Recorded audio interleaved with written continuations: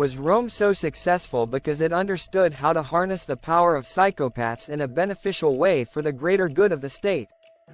Catiline, the arch-conspirator in ancient Rome, was not a man to be messed with.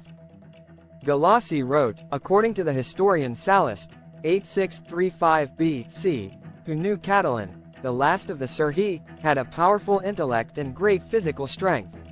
His mind was daring, shrewd and versatile. He was an excellent speaker. Catiline was an imposing, charismatic, tough, eloquent man. In fact, he was Caesar before Caesar. Julius Caesar, who knew Catiline, no doubt learned a lot from him. Above all, he learned what mistakes to avoid. Sallust went on to describe Catiline in less glowing terms. He said, he had an evil and depraved nature. Civil war, murder, rapine, and civil discord were gratifying to this young man from a very early age, and he spent his youth carrying them out. Longing for others' things, he excelled in greed. His wasted, incredibly immoderate mind was always after some great thing. The same things could be said of Julius Caesar and almost all of the greatest Romans. They were highly aggressive and ambitious, and they craved power and glory. Many were highly unscrupulous. You couldn't get to the top in a cutthroat environment such as Rome unless you understood how to play dirty. Rome was not led by moral exemplars and saints. The typical successful Roman was a highly talented and charismatic psychopath. Most psychopaths are not great human beings and do not have amazing achievements associated with their names. Rome, by contrast, specialized in producing psychopaths who were stunningly gifted and talented. That was Rome's secret sauce. Never forget that Roman culture revolved around a death arena where people were slaughtered in various hideous ways, and others had to savagely fight to the death in front of vast cheering crowds. That's a distinctly psychopathic environment. Rome was astoundingly successful because it bred a large number of meritorious psychopaths. It also bred many totally insane psychopaths, such as Caligula and Nero, but most of those were soon assassinated by the talented psychopaths. It's a remarkable thing that Rome in a sense managed to tame and direct psychopathy, for the good of the Roman state. It generated positive liberty psychopaths determined to advance Roman glory rather than negative liberty psychopaths out for themselves, with which modern America is filled. If you're going to have psychopaths leading you, make sure they are of the Roman type and not the American type.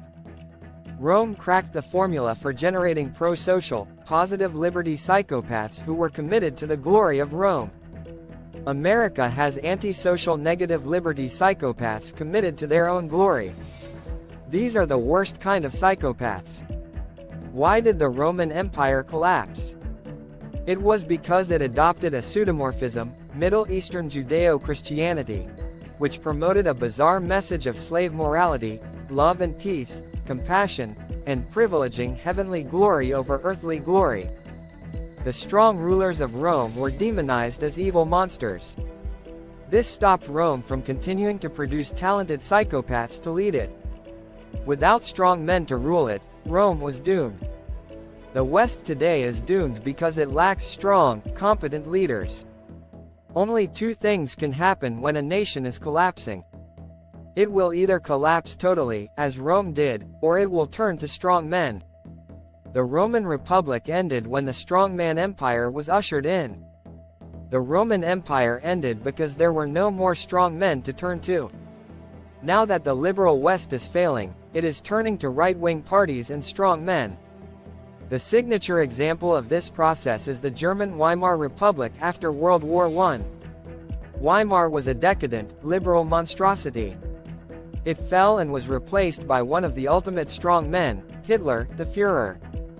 Today, many Western countries are ghastly woke, weak, pathetic, liberal democracies, and they have become a joke. They have no authority. No one respects them. No one believes in them. So, the West will either transition to an era of strong men, as Oswald Spengler predicted for exactly this period in history, or it will collapse, as the Roman Empire did. A far-right party has won regional elections in Germany. The drumbeats are sounding. A far-right party almost won the French elections. In the UK, the far-right have engaged in mass riots. Italy has a far-right party in charge. Aren't you reading the runes? In the USA, an apocalyptic election is coming up. The Weimar candidate is Kamala Harris. The strongman candidate is Donald Trump. History is unfolding right in front of your eyes.